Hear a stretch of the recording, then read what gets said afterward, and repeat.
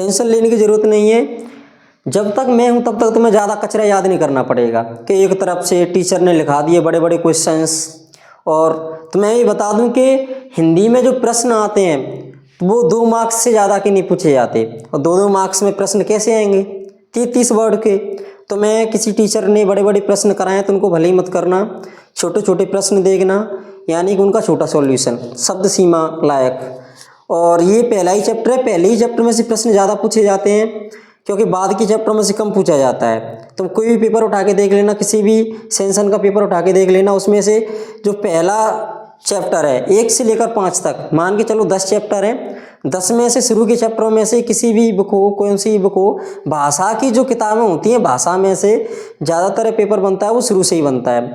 तो इसमें से जो 7 क्वेश्चन हैं, ओनली 7 थाला फॉर रीजन, ये आएगा ही।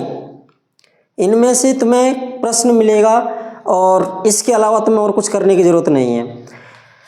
हिंदी का पहला ही चैप्टर है, पाठ का नाम है पद, सूरदास ने लिखा है और क्षितिज बागटू का, कक्षा 10वीं का। लो लिख देता हूँ मैं यहाँ पे, कक्षा 10 पहला ही चैप्टर है। गोपियों द्वारा उद्धव को भाग्यवान कहने में क्या व्यंग नीत है। गोपियों ने उद्धव को भाग्यवान कहा है लेकिन असलियत में उनकी बुराई की उलाहनी दी है, तो उसमें क्या व्यंग नीत है। तुम्हें जहाँ से अच्छा लगे वहाँ से कर लेना। और तुम्हें छोटे छोटे प्रश्नों की सरल भाषा में फाइल चाहिए, नोट्स चाहिए, तो मैं लो कॉन्टैक्ट नंबर लिख देता हूँ, इस पे व्हाट्सएप पे मैसेज कर देना और मैं सेंड कर दूंगा। दूसरा प्रश्न है, गोपियों के अनुसार राजा का धर्म क्या है। छोटा सा ही प्रश्न है, आराम से हो जाएगा कि गोपियों के अनुसार राजा का धर्म क्या है। अगला प्रश्न है तुम्हारा 3 नंबर का, इसमें उद्धव के व्यवहार की तुलना किस किस से की गई है। गोपियों ने उद्धव के व्यवहार की तुलना किस किस से की है वो याद कर लेना।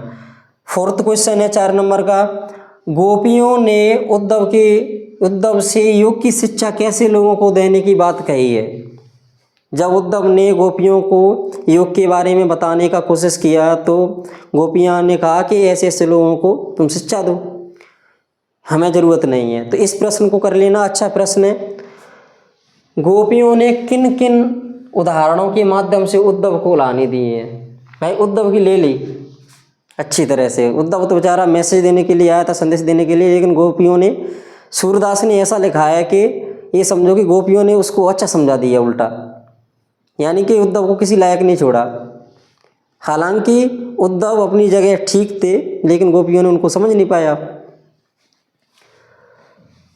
मर्यादा न रही के माध्यम से कौन सी मर्यादा ना रहने की बात की जा रही है, यानी गोपियाँ कहती कि अब कोई मर्यादा ही नहीं रही, तो अब किस बात की मर्यादा कि राजा ने अपनी मर्यादा नहीं निभाई। तो इस वाले प्रश्न को कर लेना तुम, मैं यहाँ समझा नहीं रहा हूँ, समझाया तो मैंने किसी और वीडियो में, उसको तुम देख लेना।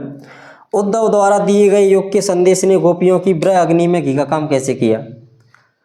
उद्धव ने जो योग का उन्हें संदेश दिया, उन्होंने घी में आग का काम कैसे किया, आग में घी का काम कैसे किया। तो गोपियाँ तो पहले से ही अपनी ब्रह अग्नि यानी कि पीड़ा रूपी अग्नि में थी, पहले से ही वो दुखी थी, लेकिन और दुख बढ़ा दिया। तो इसको तुम आराम से कर लेना। मैं जो बोल रहा हूँ ना, अपने प्रश्न है ना जो उत्तर हैं वो बिल्कुल सरल भाषा में। अब इनके अलावा तुम्हारी इस चैप्टर में से आती हैं ऑब्जेक्टिव टाइप। ऑब्जेक्टिव टाइप एक बार समझ लिया, एक बार चैप्टर पढ़ लिया, ऑब्जेक्टिव टाइप तुम्हारे एक भी बाहर नहीं जाएगा। और ऐसा हो नहीं सकता कि इस वाले चैप्टर से तुम्हारा ऑब्जेक्टिव ना आए। प्रश्न भी आता है, ऑब्जेक्टिव भी आता है, तो इसको कर लेना तुम।